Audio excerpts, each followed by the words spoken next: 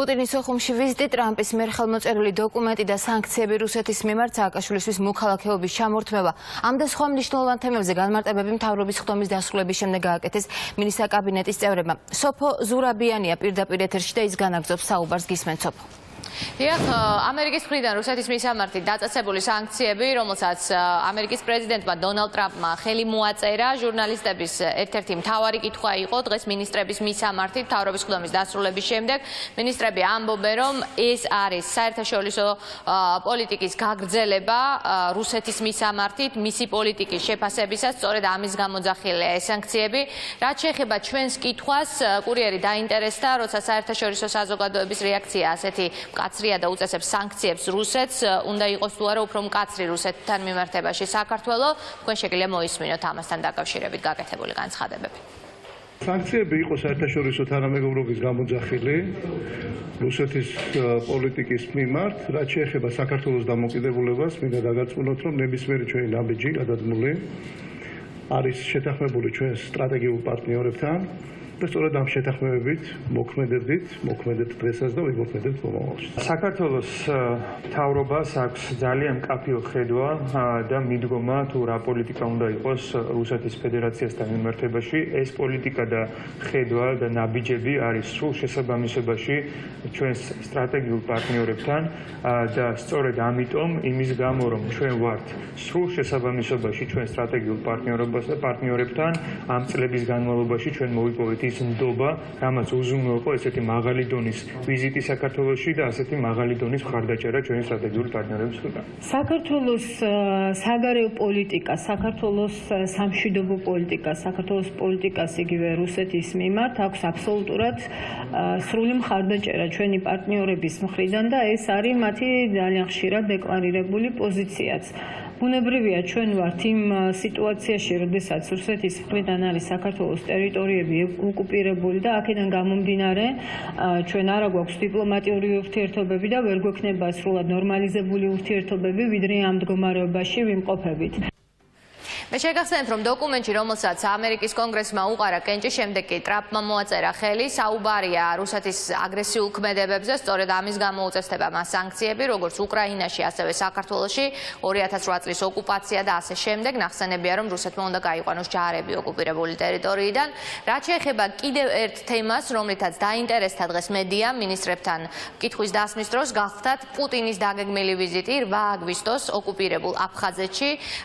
ამასთან დაკავშირებით მინისტრთა კაბინეტის წევრები ამბობენ, რომ ეს რუსეთის პოლიტიკის გაგრძელება, იმის მცდელობა, რომ დააკანონოს წართმეული ოკუპირებული ტერიტორიები, რასაც საქართველოს საერთაშორისო საზოგადოების და სტრატეგიული პარტნიორების მხარდაჭერა უნდა დაუპირისპიროს.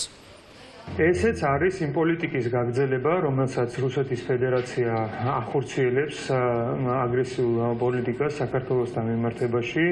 ჩვენ ამას ვაფასებთ, როგორც ყველა საერთაშორისო სამართლის ნორმის შევახვათ და ასევე ძალისმიერი მეთოდებით დაკანონების მცდელობას ამ პოლიტიკის შესაბამისად ჩვენ საერთაშორისო პარტნიორების მეშვეობით გავაგრძელებთ კონსტრუქციულ და მშვიდობაზე ორიენტირებულ ყველა ნაბიჯის გადადგმას, რათა მოხდეს ჩვენი ტერიტორიების დეოკუპაცია, რათა მოხდეს შერიგება, ნდობის აღდგენა და ჩვენი ტერიტორიული მთლიანობის აღდგენა. ჩვენ გვაქვს შეთანხმებული პოლიტიკა ჩვენს სტრატეგიულ პარტნიორებთან და ეს პოლიტიკა პირველ რიგში ჩვენი ერის სტრატეგიულ ინტერესებს უკავშირდება, რომელიც მდგომარეობს პირველ რიგში ხაზგასმით ვამბობ მშვიდობის შენარჩუნებასთან, სტაბილურ განვითარებასთან, ის მონოპოლარი, რაც წლების განმავლობაში და განსაკუთრებული 5 წლის განმავლობაში დემოკრატიის განვითარების გზით გვაქვს, აუცილებლად უნდა შევინარჩუნოთ და მეტიც უფრო უნდა განვავითაროთ.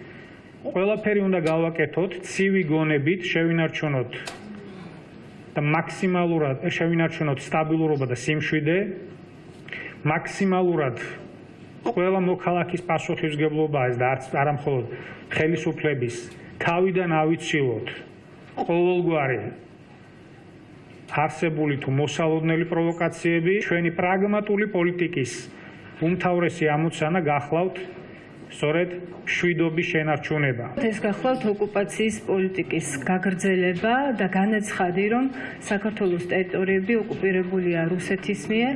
ალბათ ეს არის მცდელობა კიდევ უფრო მეტად გამტკიცდეს რუსეთის ექსკლუზიური გავლენა, რომელიც მან დაამყარა 2008 წელს საქართველოს ორ რეგიონზე. ჩვენ რა თქმა უნდა არ შევეგუებით ოკუპაციის ფაქტს აფხაზეთისა და ცხინვალის რეგიონის, ასეთი არის არა მხოლოდ საქართველოს ხელისუფლების და ქართული საზოგადოების, არამედ საერთაშორისო თანამეგობრობის პოზიციაც. ჩვენ გვაქვს სრული მხარდაჭერა ჩვენი პარტნიორების მხრიდან და სწორედ ამერიკის ვიცე-პრეზიდენტის მაიკ პენსის ვიზიტისას ეს იყო გაჟღერებული იყო ძალიან მკაფიო გზავნილები, სწორედ საქართველოს ტერიტორიული მთლიანობის და სუვერენიტეტის მხარდასაჭერად. თავად რუსი პოლიტიკოსები საუბრობენ, რომ ეს არის სწორედ პასუხი ამგვარი სტრატეგიული პარტნიორობის მხარდაჭერის ძალიან სამწუხაროდ, თუმცა ჩვენ ვფიქრობ, რომ არ უნდა ავყვეთ პროვოკაციებს, ჩვენ უნდა ვიმოქმედოთ მაქსიმალურად გონივრულად, გეგმაზომიერად. ჩვენთვის ტერიტორიული მთლიანობა, ჩვენი ქვეყნის სუვერენიტეტი, სტაბილურობა რეგიონში არის ნომერ პირველი პრიორიტეტი და ამისათვის ნამდვილად ყველაფერს გავაკეთებთ.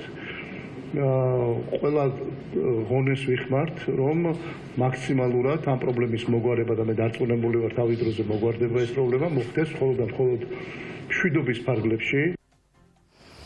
ეს იყო პირველი მთავრობის ხდომა ამერიკის ვიცე-პრეზიდენტის მაიკ პენსის ვიზიტის შემდეგ. ჟურნალისტების კითხვები განაპირობა იმან, რომ უსაფრთხოების გარემო რეგიონში შემდეგია, იმყოფებოდა ვიცე-პრეზიდენტი მაიკ პენსი, თბილისი მან უკვე დატოვა და გაემგზავრა ვაშინგტონში, აქვე დაანონსდა, რომ პუტინი ამის პასუხად ჩავა აფხაზეთში, ოკუპირებულ აფხაზეთში და შეხვდება რაულ ხაჯიმბას. ჩვენ დავინტერესდით არის თუ არა საქართველოს ხელისუფლება მზად პროვოკაციების შემთხვევაში მის თავიდან ასაცილებლად რუსეთის მხრიდან, რადგან პასუხი იყო, რომ საქართველოს აკეთებს ყველაფერს საერთაშორისო პარტნიორებთან იმისთვის, რომ რეგიონში შენარჩუნდეს სტაბილურობა და კონფლიქტები მოგვარდეს მშვიდობიანად.